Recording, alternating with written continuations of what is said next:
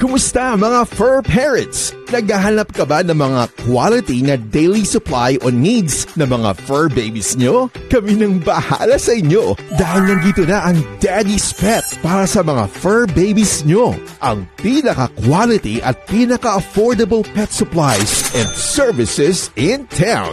We offer all kinds of pet supplies and all kinds of services like pet grooming, pet boarding, pet rehoming, and many more. And of course, andyan na rin ang pet gifts for your special someone.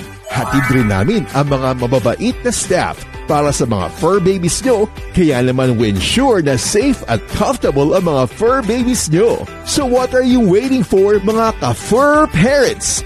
Daddy's Pet. Affordable na presyo para sa mataas na standard na serbisyo. Visit us now! Welcome to Daddy's Pet Talk. Ikaw at ang iyong pet ang bida dito. Ma'am, maaari bang ipakilala ang inyong sarili at ang inyong pet sa ating mga ka-pet talk? Ako po si Ayo de la Cruz at ito po si Kobe. Lalaki po siya, 2 years old na po. Ma'am, pwede bang ikwento kung paano napunta niyo sa inyo si Kobe, ma'am? Meron po kasi kaming kakilala po sa palengke na may aso po siya. Tapos sinabihan niya po kami about po sa... Kinwentuhan niya po kami about po sa aso niya po. Tapos yun po, kasi may aso po kasi ako na nasa probinsya malayo po sa amin. Kaya parang magkaroon po kami na idea ko rin po siya. Tapos nagpa-receive po kami doon sa may-ari. Tapos yun po, pinilit ko po yung partner ko. Nakuhanin natin siya. Mamaya, bali po 2 years old na po siya. Yes. Ma'am, paano nyo nakuha yung pangalan Kobe? Ano po, base lang po ako sa color niya. Since si Kobe po is ganmaan po yung color niya. Doon lang po ako nag-base. Okay. Ma'am, meron pong tinatawag na struggles yung bata siya, di ba? Yes. Maaari nyo bang i-share ang mga struggles na napagdaanan nyo ni Kobe, ma'am? Yun po na yung 5 months po siya, nagkaroon po, nag-positive po siya sa parvo.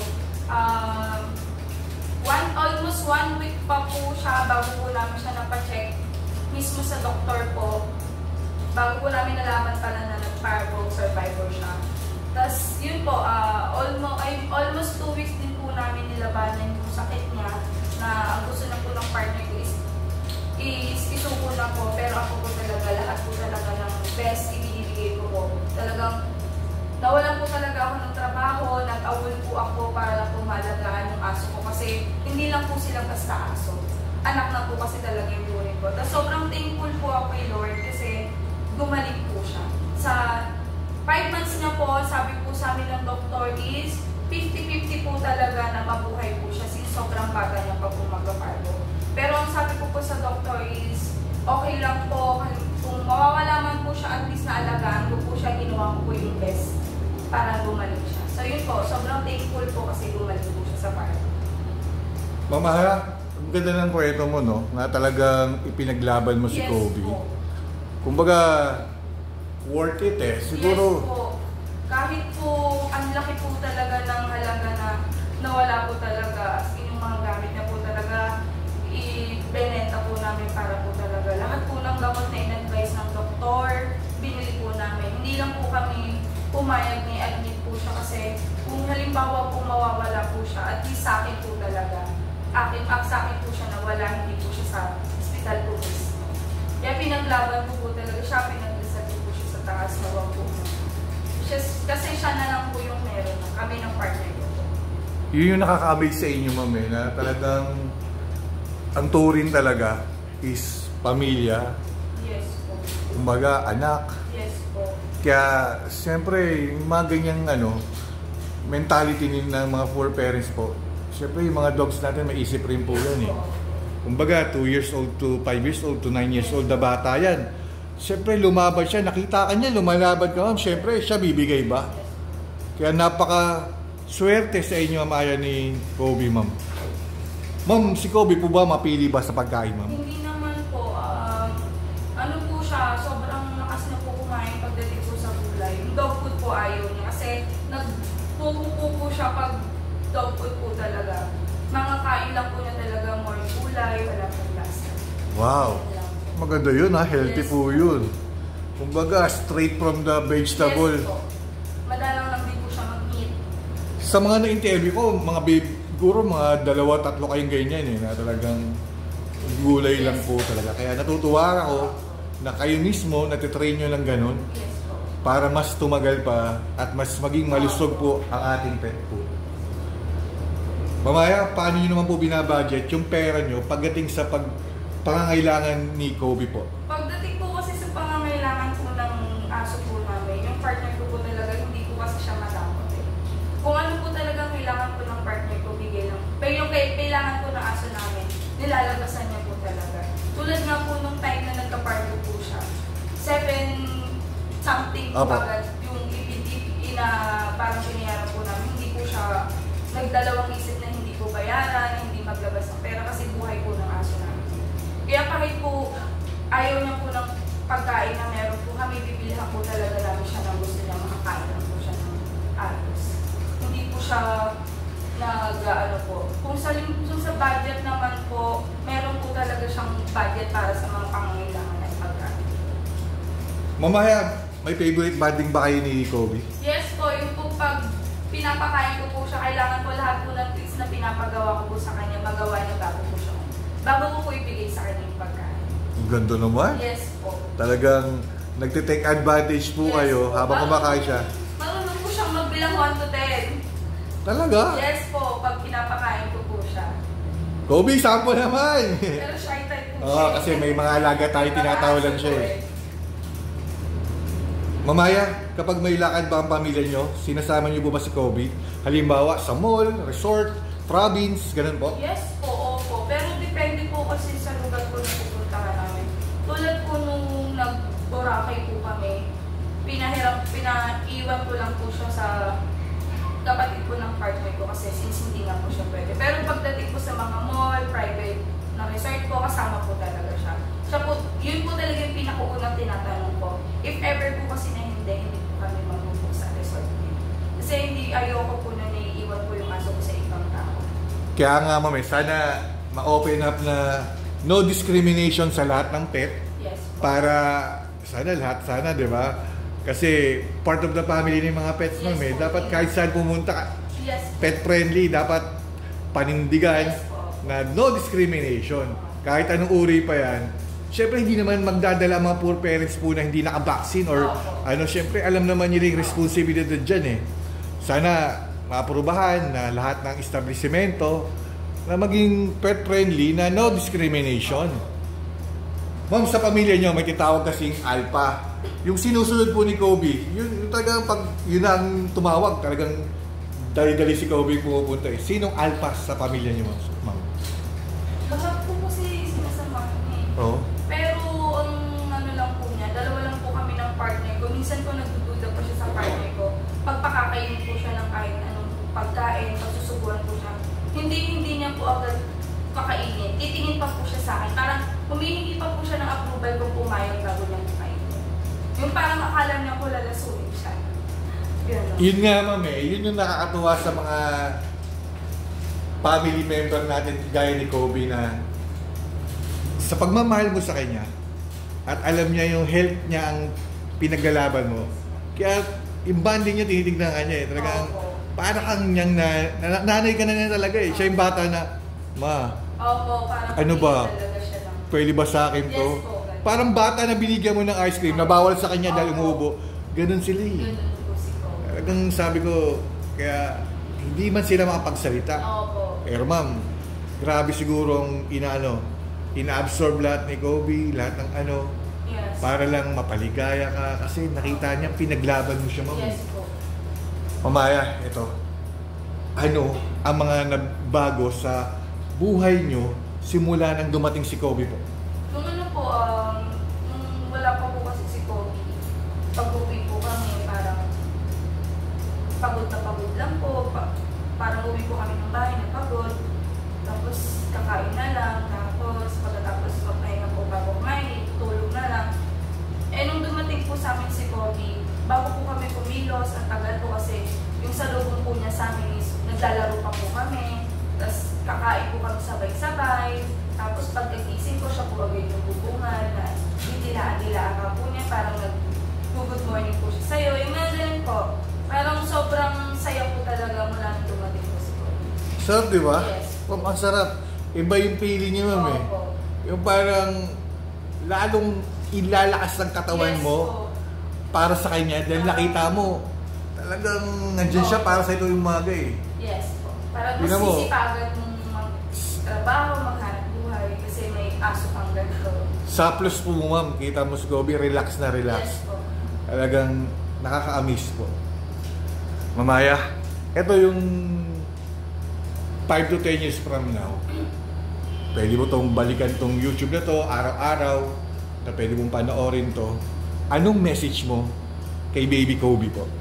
Message ko po kay Kobe na sobrang thank you kasi lahat ng pinagdaanan namin, lalong-lalo na sa struggle na lumabig kami sa parko, sunod-sunod yung sunod-sunod yung sakit niya, hindi niya rin ako iniwan kasi lagi kong sinasabi sa kanya na ikaw na lang yung meron ako, pag nawala ka pa, hindi ko nakakayanin. Kaya, thank you, Kobe, kasi hindi mo pinabayaan si nanay at saka si tatay. Every time naiiyak kami sa harap mo, nilalambitan mo kami, pag may problema kami, tinititigan mo lang kami, tapos tinitilaan mo kami, niyayakap mo kami. Tapos yun, parang napapawi ko yung lahat. Diba? Yan yung kwento na Ma'am Nani, na talagang nakakamiss din sa mga pets po natin. Nararamdaman talaga nila eh. Yes. Tapos, siyempre, sa akin parang sila pa nga pinakamalakas kay Lord Jesus Christ eh. Parang siguro, pinagdadasal rin nila tayo. Pero siyempre, kung tayo nagdadasal sa kanya na 20 years up ang maging buhay nila, sila rin, ang gusto nilang mabuhay sila matagal at makasama nila kung sino yung four parents natin at totoong nagmahal at nag-aruga sa kanila, ma'am. Ma'am, ito naman po, anong may promise mo kay Kobe habang nandito po siya sa daigdig po natin? Mapapromise ko po sa kanya lahat po ng mga pangangailangan niya at ang gusto niya pong gawin or kahit anong kainin, ibibigay po talaga natin sa kanya. Yun lang po. Kasi 2 copy na po yung nawala sa akin na sunod, halos this year lang din po. Kaya po sabi ko po, lahat po ng pangangailangan, simpleng nararamdaman, ipapacheck ko na po agad. Maya, ito kasi sa 2 years at sa mga past years na nag-alaga ka ng mga dogs, pwede kang mag-advise sa mga first poor parents na gusto mag-alaga ng pets. Ma'am, pwede ka magbigay po ng advice para malaman nila yung mga tips po ba kung paano maging maayos ang unang pag-aalaga nila ng mga pets po. Ano lang po, payo ko lang po na huwag masyadong maging maarte po pagdating sa aso. Kasi po, nung una po kasi sobrang arte ko po sa aso. Parang napansin ko po na sobrang nagiging sensitive, nagiging maarte po siya sa mga kinakain niya, and then nagiging matapang po siya sa mga kapwa niya aso. Kasi ayaw ko po siya ihalubilo eh. Kasi natatakot po ako since may parvo nga po na nangyari po sa kanya. Tapos yun lang po, pag ilalabas niyo po siya, pupunasan niyo po siya araw-araw, lilinisan niyo po. Tapos yung mga pagkainan, mga inuman, dapat po malinis. Tapos pagdating po sa pagkain, sa mga vitamins, hindi po dapat palaging may lasa kasi po dun parang bata rin po yan or tao po eh. Kasi pag sinanay mo po yung aso mo sa masarap na pagkain, habang buhay na po hanapin ng aso mo yung masarap, may lasa. Kaya yun po, yun lang din po. Tapos i-maintain po natin yung mga, yun nga po yung pagkain, tapos yung mga buhok, yung mga linis po nila, yung mga ngipin. Kasi based po sa mga napapanood ko po talaga sa Facebook or YouTube, dun po possible nakakakuha ng mga virus yung aso.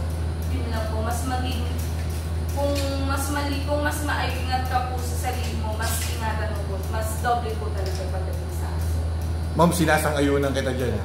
Kasi po, totoo naman po yun. Tulad ngayon, mas maraming masasarap na pagkain lalo na sa mga tao, di ba po? Yes. Pero di ba, noong unang panahon, gulay lang naman po, Yes. di ba? Organic po talaga. Kaya natutuwa po ako na may mga poor parents po na natututo na rin na ibalik sa organic, na vegetable na walang lasa, na para sa kanila rin yan at humaba ang buhay. Kasi tayo mismo ang magbibigay sa kanila ng lakas at manatili siya rito po. Ma'am, kanina ma'am, di ba habang sineset natin itong video to, di ba may tumatahol na maliit na aso, nasabi mo ang tapang-tapang pero ang liit naman. Ma'am, tingnan mo siya ngayon, nakatingin sa atin, nanonood kanina, ayan na yung show. Di ba? Alam nila eh, di ba sinabi si ma'am, tatahimik yan pag in-interview kita. Kasi talagang sarili silang may ini-interview po rito. Kaya natutuwa rin ako sa mga yan. Pagdating ni Kobe, talagang tinatawag. Kasi mini-welcome nila. Talagang natutuwa ako na talagang, kasi lagi sila nakita ng mga dogs dito kami. Siyempre, iba-ibang uri. Kaya natutuwa rin ako kay Kobe na nandito si Kobe. At alam kong pangalawang groom na si Kobe dahil ininsist kita ma'am na interview kita bago natin ikalbuin si Kobe dahil iba ngayon talaga ma'am yung weather eh. Ma'am, from August to ngayon sa 95% ma'am nagpakalbos talaga. Yun talaga kasi yung init eh. Kaya natutuwa rin ako sa inyo na hindi rin kayo umaano sa gupit ni Kobe na pabain. Kasi ma'am, kung alam lang natin yung sa loob niyan ma'am, kati-kati na yan eh. Diba? Oo, ganda nga ng dogs natin pero kita mo naman kung pwede magsalita yan. Si Kobe po kasi pag sobrang haba po ng buhok, mahalata mo talaga po sa kanya na iirita po siya. Yung hingal po talaga siya sa init. Na-observe po kasi namin yan na mahaba po yung buhok niya, tapos tumalbo po siya. Kahit hindi po kami lumagamit ng aircon, comfortable po siya. Diba? Yun nga po talaga yun. Mamaya, ako po yung nagpapasalamat sa iyo. Taas kamay at nakaka-amaze yung story niyo po ni Kobe na pinaunlakan mo itong interview nito ng Daddy's Pet Talk. Maraming salamat and Godspeed always po. Mamaya, this is your turn na kung meron kang gustong pasalamatan o shoutout. Siyempre ma'am, mapapanood natin sa YouTube, pwede ho kayo mag-shoutout po. Yun po, shoutout lang po kay Mami Shang sa mga napapanood ko po lagi sa Facebook. Sa kanila po ako nagkakaroon ng idea kung paano po mas alagaan at mahalin po yung mga aso. Yun lang po. Mamaya, sa mga nanonood ng Daddy's Pet Talk, please like, share, subscribe and comment kung nagustuhan niyo po ang interview natin kay Kobe. Baka kayo naman po ang susunod na ma-interview sa Daddy's Pet Talk. Mamaya dito naman po sa Daddy's Pet, pwede kayo pumunta kahit hindi naman kayo mag-groom, mag-pet boarding, bumili ng pet supplies, dog food, cat food, okay lang po. Basta gusto ko rito, maipagmalaki niyo po yung story niyo po ni Kobe. Dahil sa akin, no discrimination, lahat pwedeng ipagmalaki. Lalong-lalo na nakasama mo, siya yung naging katuwang mo dito habang nabubuhay kay ma'am. Mamaya and baby Kobe, dito sa Daddy's Pet Talk, kayo ang bida. Ma'am, maraming salamat po. Thank you, ma'am.